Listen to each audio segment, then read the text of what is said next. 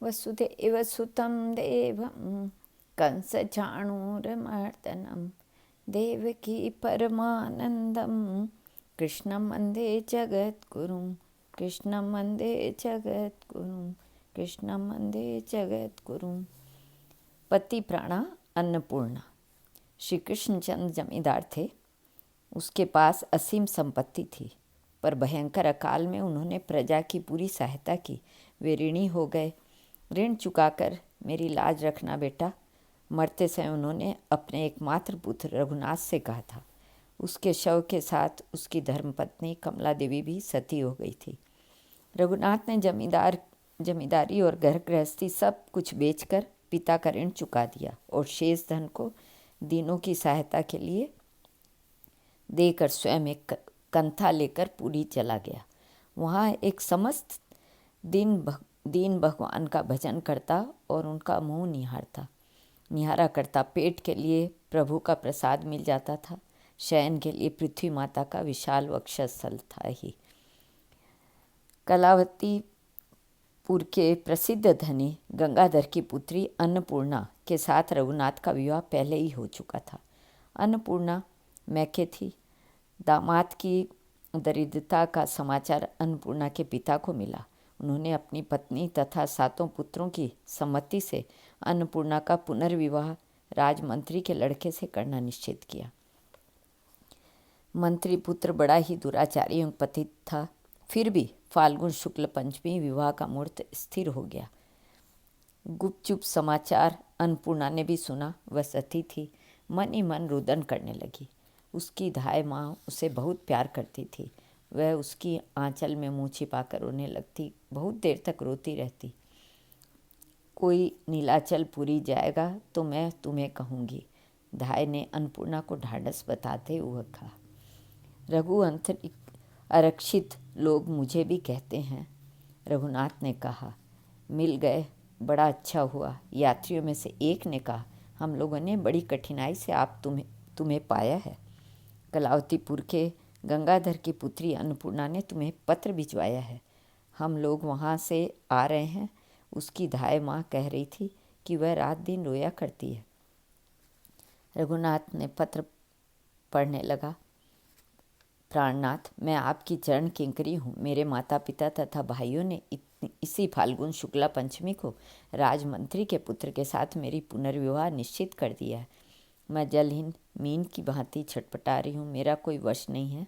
नाथ, टकटकी लगाए आपके आने की प्रतीक्षा कर रही हूँ। उक्त तिथि के पूर्ण आपके दर्शन नहीं मिले तो देवलोग ही मुझे आपके चरण स्पर्श का सौभाग्य प्राप्त हो सकेगा। दासी अन्नपूर्णा। फाल्गुन शुक्ला पंचमी केवल 10 दिन। रघुनाथ सोचने लगा। वह बड़ा घबरा गया। उसका मुंह सूख गया। दौड़ता हुआ उसका मन सीधे भगवान के पास चला गया। चरणों में गिरकर प्रार्थना करने लगा। दयामय, मेरे बल, मेरी आशा, मेरा भरोसा सब कुछ आप ही हैं प्रभु। सती के संताप को शीघ्र दूर कीजिए। सर्व विपत्ति विनाशक नाथ। प्रार्थना करते करते सिंह द्वार के समीप ही रघुनाथ सो गया। सवेरे आँख खुली तो उसने देखा कि एक कलावतीपुर में अपने ससुर की देहरी पर पड़ा है। उसके 7 साले चिथड़े में लेटे उसे देख रहे हैं। एक क्षण तो उसने इस स्वप्न को समझा, पर दूसरे ही क्षण जगदीश्वर की कृपा का उसे अनुभव हुआ। लोकलाज के भय से सालों ने उसे भीतर ले जाकर स्नान आदि कराकर नूतन वस्त्र पहनाए। कृत्रिम स्वागत आरंभ हुआ। अन्नपूर्णा का मन मयूर अत्यंत उमंग से नृत्य कर रहा था। उसकी जीवन ज्योति जगाने वाले उनके नयनाभिराम घनश्याम जो आ गए थे। सती का कलेजा हिल रहा था। उसकी बुद्धि काम नहीं कर रही थी। उसके परिवार वाले इतने कुटिल हैं, उसे विश्वास नहीं था। और मेरी जननी मक्खन सा हृदय कहलाता है स्त्रियों का, पर वे तो वज्रखंड से भी अधिक कठोर और निष्ठुर हैं।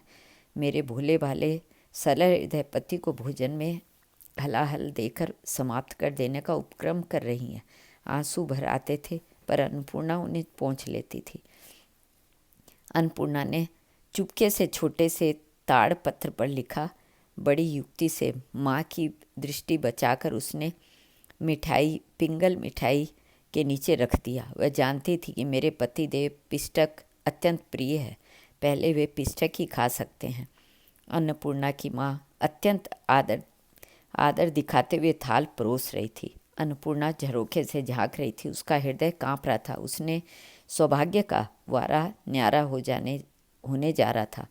वह दयामय न्यायकारी भगवान से दया की, अपने पति की, अपने सौभाग्य सिंदूर की आंसू भरे नेत्रों से भिक्षा मांग रही थी।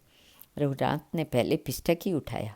पत्र उसकी दृष्टि में पड़ गया। इतने में ही अन्नपूर्णा को उसके भाई ने देख लिया। उसे अलग कर देना उचित समझा। पाप पंख से निर्मल बने रहने के लिए उसने उसे कोठरी में बंद करके ताला लगा दिया। दोहा रघुनाथ ने पढ़ लिया था। हाथ उसका वहीं रुक गया, पर भोग लग चुका था। आह, विस्मय भोजन मैंने प्रभु को अर्पित कर दिया। वह छटपटा उठा। विष से प्रभु ने प्रहलाद और मीरा की रक्षा की थी। यह सामग्री अब तो प्रभु का प्रसाद है। निश्चिंत होकर रघुनाथ ने भोजन शुरू किया। थाली समाप्त हो गई। देह में असहाय ऐंठन, तीव्र वेदना, अत्यंत दाहा, रघुनाथ के प्राण निकल गए। सामने देखा, दुष्टा के मन की कली खिल गई। सर्पदंश से मृत्यु हो गई कह दिया जाएगा। सब ने निर्णय कर लिया था। रात भर उस परिवार में किसी को नींद नहीं आई। घंटा रात रहते ही शव को लेकर गाड़ देने के लिए उन लोगों ने रघुनाथ की कोठरी में प्रवेश किया। देहरी पर ही वे ठिठक गए। उसका दिल धड़कने लगा। एक क्षण भी मैं इस घर में नहीं रुक सकूंगा, रघुनाथ ने कहा। वह आसन पर बैठा मन ही मन भगवान का ध्यान कर रहा था। उसे रात्रि की घटना ज्यों की त्यों याद है। असहाय पीड़ा और जलन के उपरांत प्रभु के कर कमलों का शीतल सुख स्पर्श और भुवन मोहिनी मंजुल मूर्ति वह नहीं भूल सका। धर्मतः अन्नपूर्णा मेरी पत्नी है, वह मुझे मिलनी चाहिए, नहीं तो तुम लोगों की इच्छा, कहकर रघुनाथ खड़ा हो गया और ससुर गृह से बाहर निकल गया। उसके साले और ससुर ने प्रार्थना की, पर वह नहीं रुका। कलावती पुर के बाहर एक वृक्ष के नीचे बैठ गया। अन्नपूर्णा जाएगी तो साथ कर दिया जाएगा, कहकर वे लोग लौट आए। बेटी, तू उस निर्धन भिक्षु के साथ रहना चाहती है या धनी मानी राजमंत्री के पुत्र? पिता ने किवाड़ खोलकर अन्नपूर्णा से पूछा। उसने सातों पुत्र और पत्नी सब के सब अन्नपूर्णा का मुख देख रहे थे। मैं हिंदू नारी हूँ पिताजी, अन्नपूर्णा ने उत्तर दिया। पति की चिंता में वह रात भर रो रो कर भगवान से प्रार्थना कर रही थी। उसकी प्रार्थना से पिघल कर ही भगवान ने रघुनाथ को दीन जीवन दान दिया। आज पति प्रेम से उसकी लाज बांध तोड़ दिया। वह चंडिका सी लग रही है। मेरे सर्वस्व वे भिखारी हैं। अतुल धन संपत्ति पर मैं थूक दूंगी, पर अपने पति से अलग नहीं हो सकूंगी। बल प्रयोग करने पर आप लोग मेरे जीवन से हाथ धो बैठेंगे। सब के सब अवाक रह गए। धन संपत्ति के साथ वे लोग अन्नपूर्णा को उसके पति के पास पहुंचाए। राम कृष्ण हरि कहता हुआ रघुनाथ अपनी धर्मशिला पत्नी के साथ श्री जगन्नाथपुरी चला। अब क्या होगा नाथ? डरती हुई अन्नपूर्णा ने पति से कहा। नराधम राजमंत्री के सैनिक मुझे आपसे छीनने के लिए आ रहे हैं। घोड़े की टाप सुनाई दे रही है, धूली भी उड़ रही है। शायद माताजी ने चुपके से उसे संदेश उसकी आंखें भर आई। मेरे एकमात्र रक्षक भगवान हैं। प्रिय राम कृष्ण हरि के जापक रघुनाथ ने निश्चिंतता से कहा, वे मेरे साथ हैं। उन्होंने विष से मृत्यु हो जाने पर स्वयं आकर अपना कर कमल फेर कर मुझे जीवन दान दिया था। इस समय भी वे बचा लेंगे, तुम चिंता मत करो। वह कीर्तन करते हुए अपनी राह आगे बढ़ रहे थे। तुम लोग कौन हो? कहाँ जा रहे हो? यह सेना कैसी है? दो नयन मनोहर शूर सांवरों ने आते ही एक साथ 3 प्रश्न कर दिए। हम अनाथ हैं, प्रभु ही हमारे सर्वस्व हैं, उन्हीं के धाम में हम लोग जा रहे हैं। ये राजा के सैनिक शायद हमारी ही टोह में आकर मेरी धर्मपत्नी को छीन लेना चाहते हैं, रघुनाथ ने उत्तर दिया। तुम चिंता मत करो, सैनिकों ने कहा, हम उन्हें देख लेंगे। मंत्री पुत्र ने सैनिकों को लगा जैसे लाखों अश्वारोही वीर सैनिक रघुनाथ और उसकी पत्नी की रक्षा कर रहे हैं। वे सब के सब जिधर राह मिली प्राण बचाने के लिए इधर उधर भाग खड़े हुए। उन दोनों सैनिकों को रघुनाथ ने भले ही नहीं पहचाना हो, पर इतना तो उसका दृढ़ विश्वास था कि उसे भगवान ने बचाया है। अब कोई भय नहीं। सैनिकों ने पुरी के पास आकर कहा, अब तुम लोग चले जाओगे।